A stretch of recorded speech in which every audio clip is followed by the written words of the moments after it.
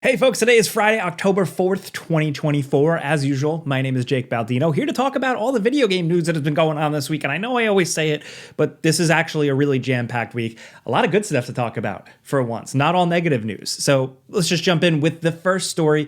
We always talk about shiny new graphics technology. Check this out from Unreal Engine 5.5 now. This is their new experimental lighting tech. It's called Megalights, and it looks pretty insane. So if you can see on the video here, Unreal did a presentation, a developer-focused presentation for Unreal Fest, and it's showcasing this new lighting flex where you can have thousands of real-time lights at once, but they're all able to be completely dynamic and movable in real time. You can alter them. The shadows change in real time. It lights volumetric fog. It's really impressive. A YouTube video here only does it so much justice because the video that I have is only in 1080p, but still the technology behind it does sound exciting. The thing I do want to point out though is that we see this all the time. Unreal tech demos that are flashy, incredible. This is one directly from Unreal. You probably recognize this like kind of character, this look of this world. They've used this to demo stuff before, but this isn't just running on like a high-end crazy supercomputer PC. This is actually running on PlayStation 5 hardware, which is pretty cool because in my mind, that makes it a little bit more accessible, a little bit more realistic. Like we might actually see this implemented in games sooner rather than later. To what end, to what degree, we don't know, but to see lighting this crazy, this powerful, this good looking, manipulated in real time in a game is pretty sweet. And again, I'm a layman. I am not a game developer, so I only understand this stuff so much, but like what I see here just looks really cool. And I hope we see it in games at some point. If you want to check out the full video, of course, everything I talk about today, all the sources and stuff will be linked in a description down below. The one thing this week that was kind of like the classic, gaming company BS was PlayStation dropping ads on PS5 dashboard, like literally like the main dashboard, when you like hover over a game, people were seeing ads being displayed behind that, where normally it would be typically the game art or your background art, and there was outrage. This, to me, felt very much like the old gaming problems, where companies would just push too much advertisements or microtransactions and stuff like that. Apparently, it was very quickly fixed, and Sony put out a statement. The company posted, and I quote, "A tech error with the official news feature on PS5 console has since been resolved. There have been no changes to the way the game news is displayed on PS5. So I guess, in a way, the game news was being displayed in the wrong place, meaning it looked way more like an advertisement. Still, was this an accident? Is this a feature they're testing? I always say never with stuff like this. But for at least right now, it seems like you're not going to have those ads in your face. So yeah. Next up, some cool news from Saber Interactive. Saber Interactive, of course, most recently put out Warhammer 40k Space Marine 2, but they've been in the business for what feels like forever now. They have a pretty cool new big partnership with Avatar. No, not the blue people with the long hair that connect to nature and worship Awa. No, the other Avatar, the Airbender. Here, what they're doing is they're working on a new big AAA Avatar RPG. That's what this announcement says. And what we do know is that it's going to not like retell the show or anything like that with Aang and friends. It's going to be like way back. It's going to be a different Avatar. So I think that's ripe for opportunity. Like Legend of Korra kind of did its own thing and expanded upon this world, or really that style. I think this has a lot of opportunity, and it seems like they've learned from the mistake of putting out so many weird, crappy little Avatar tie-ins and weird video games. This could be something. And with people like Saber Interactive involved, like I'm going to keep an eye on this one. And sticking with kind of like the quicker game updates this week, the developers of Metal Gear Solid 3 Delta did an interview with Famitsu in Japan. It has been translated and broken down by a lot of people with some details from folks on Twitter like Noble, as well as Outsider Snake, also known as @Kuwabara357, breaking down that all the Easter eggs and all the gimmicks and stuff from the original will return. And a big thing is the modes here. We've kind of known about like the legacy style and the modern style, but it seems like they're going to have notable differences. You have to commit to one when you choose. You can't switch mid-game. So not only is it camera angle and visuals and stuff like that, but apparently also it's going to affect enemy AI and how that all works. That's pretty substantial, and I didn't expect something like that. So as a Metal Gear freak, I'm really excited to see those differences. The snippets from the interview seem candid. They seem genuine. They talk about how it's really just their mission to get all of the older Metal Gear games for modern audiences, stating that, like, you know, some newer audience members didn't even know about the old Metal Gear games. And they also talked a little bit about how them possibly remaking Metal Gear Solid 1 and 2 would be more of a challenge because maybe they'd have to change a lot more in terms of tweaking the level design and stuff like that.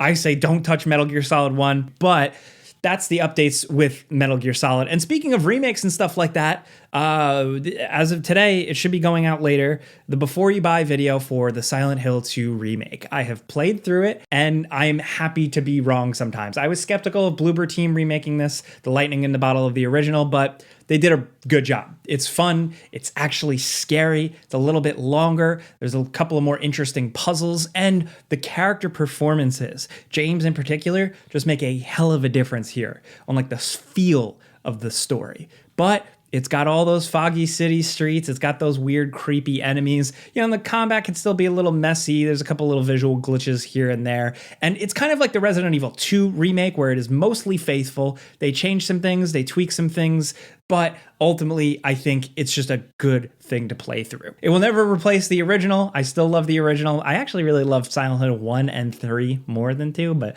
that's a whole nother video. So if you do want to check out the Silent Hill 2 remake before you buy, when that video is up, we're working on the finishing touches of it right now. I will link that in the description down below.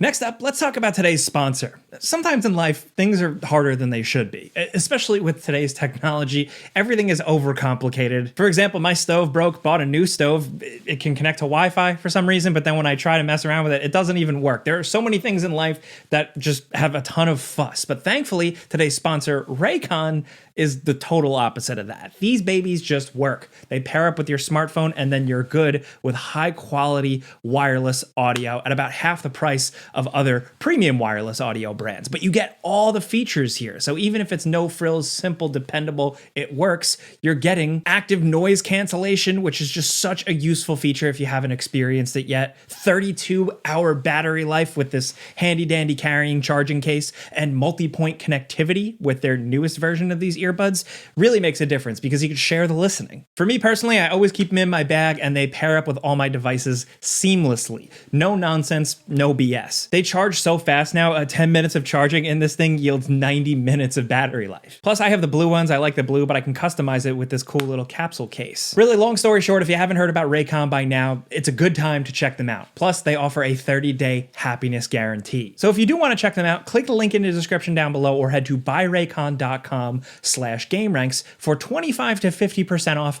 site-wide. That's right, you'll get up to 50% off everything on Raycon's website when you go to buyraycon.com/gameranx. Check it out, and big thanks to Raycon for sponsoring these videos. Along with that, in terms of releases this week, the Until Dawn remake re-release is out on PS5.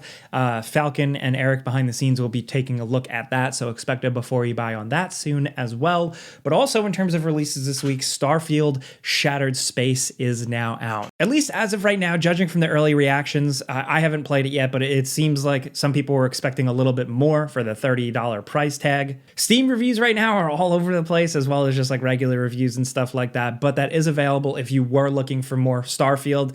There you go nuts. Also releasing this week is the Patrick Starr game. Patrick from SpongeBob finally getting his own game. It looks like a fun, goofy, dumb time. I am just pro Patrick. I'm really pro Squidward, but you know, I'm over 30, so I guess that checks out. But in terms of cool stuff to watch, they finally dropped the Making of Stalker 2 documentary. This is a full-ass documentary, man. It's like, how long is it? It's an hour and a half. So I gotta find time to watch this, if you'll excuse me.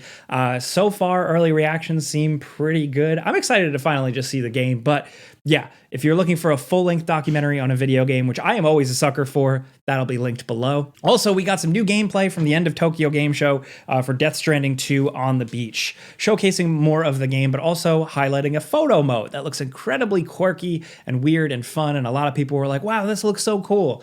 And I'm saying that none of you guys played Metal Gear Solid VR missions back in the day, because that had a photo mode just like this, except the graphics were shitty. But hey, we had what we had. We still don't know when Death Stranding 2 is coming. Hideo Kojima and company have said it's roughly 30 to 40% finished. I've also seen like a 2025 year float around, but I really don't know. Also, some new game trailers for this game called Voin. This is a kind of first-person hack and slash horde killing game. Looks kind of creative. Also, Moon Mystery. It's more of an indie title, but it looks like it's definitely got the chops. It's a first-person moon adventure with exploration, combat, and puzzles. Also, we got a trailer for the First Descendant official Season 1 Invasion. So this is the second update trailer if you're into live service stuff like this.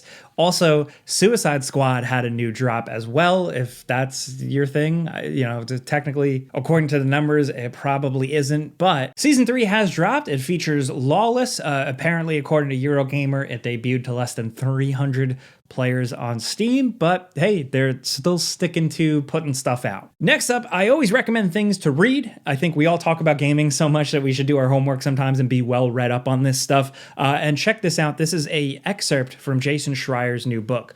The scooper journalist who has leaked or really gotten a lot of scoops in the past did a whole book on the history of Blizzard. I've actually read the book. It's really good. I got an early copy, but also there's an excerpt out about Titan.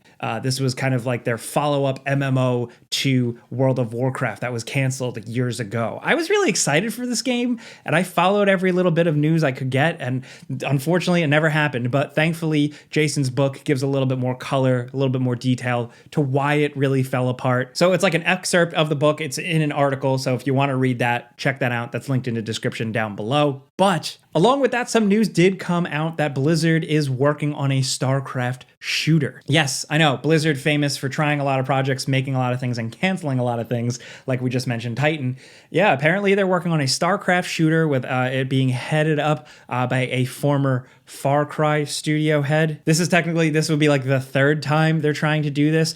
I hope it is a thing because there is so much opportunity in the world of StarCraft for more stuff. I was somebody who was very excited for StarCraft Ghosts, so who knows if this is ever going to be a thing or if it's still, according to this report, it's still in the early stages. We don't really know the gist of it, but I just figured it was something to think about and throw out there. But with that, that's all the news this week. I got to get back to work. There's more games releasing, so again, check out the Before You Buy for Silent Hill 2 later if you can. But let me know what you think about all the stories this week. The Unreal Engine graphics.